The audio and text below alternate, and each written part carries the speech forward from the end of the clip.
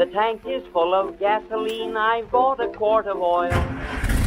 Imagine the year is 1919.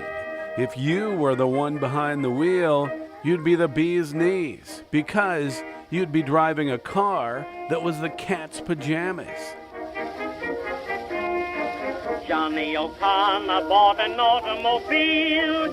He took his sweetheart for a ride one Sunday. The Jones 6 was a humdinger of an automobile back in the day. You'd see a lot of them on the streets of Wichita because this is where they were built. But now, 100 years later, there's only one still rumbling along the city streets. And it's owned by Phil Knighton. Out here, a let's say 14 Model T Ford four-cylinder would go 35 miles an hour. But we had long, straight stretches of road, and you could go faster. So the six-cylinder car, this would go 60 miles an hour. Powerful and comfortable for the time, the Jones 6 cars started rolling out of the factory in North Wichita in 1914. Autos were an exciting new thing, and the Jones Auto Company was the talk of the town. Makes sense if you ask history prof. Jay Price. In the turn of the century, the automobile is sort of this miracle magic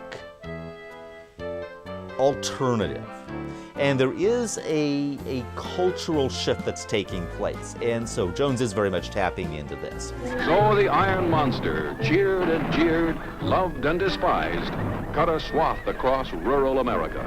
And the rural America of trackless plains, impassable roads, and isolated farms was never again the same. But this was not uncommon for cities across the country to have small upstart auto companies. America Online introduces new version 4.0. Similar to the dot-com boom at the end of the century, the automobile boom at the beginning of the century inspired entrepreneurs everywhere to jump on the bandwagon. Back in 1916, cars came in every conceivable shape and size. There were 140 different U.S. manufacturers then. By the time Jones was building cars in Wichita, the Smith Automobile Company in Topeka had already come and gone. So had the Claufley Automobile Company in Cherry Vale and the Sellers Motor Car Company in Hutchinson. Industries always start small and local. They start with individuals tinkering with ideas, and then they form small companies, and then those companies grow, and eventually there's a culling, and rival companies get taken out, and then the ones that remain continue to grow and expand and so forth. Jones was by far Kansas's most successful car company, at one point operating around the clock with hundreds of workers turning out 25 cars a week. It's just part of the Wichita story. You look at Pizza Hut, you look at various other companies, Coleman, that produced here. They just had that spirit of entrepreneurship, and Jones was right in there. Knighton not only owns the only Jones 6 on Wichita streets, but as a young car buff in the 1960s, he wrote the definitive history of the company when he was a young college student at Wichita State. I started doing research for my paper and found nothing. Nothing in the public library, nothing in the university's library. But he was able to track down one of the company's last living employees. Carl Evans was in his 80s at that time, having built and raced cars back in those early days. He said, "Come on over and I'll tell you," because I was his right-hand man through the whole project. And he told the whole Jones story. And that was a story of high hopes. In 1914, Knighton says a Jones 6 was a bargain compared to a cheap little Ford Model T. Basically, for $195 more, you got a car that goes 60 miles an hour, was much bigger, more powerful, more comfortable, and that was his appeal. But the guns of August changed all of that.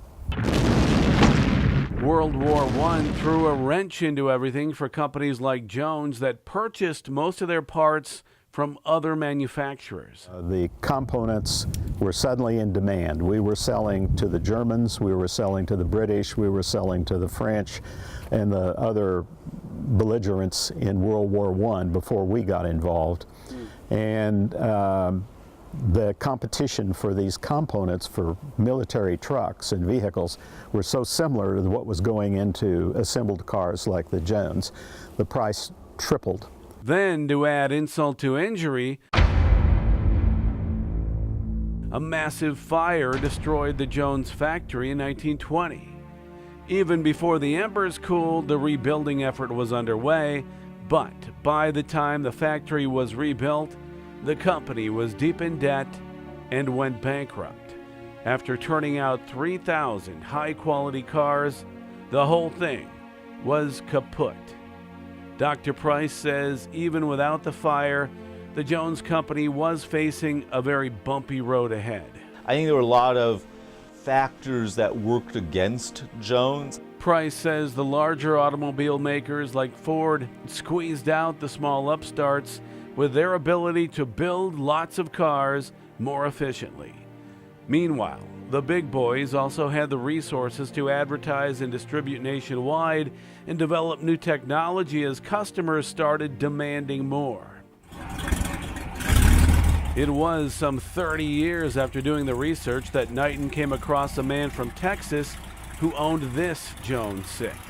He says, "Oh, you're from Wichita," looking at my business card. "I've got a car that was built in Wichita and I'd like to get rid of it."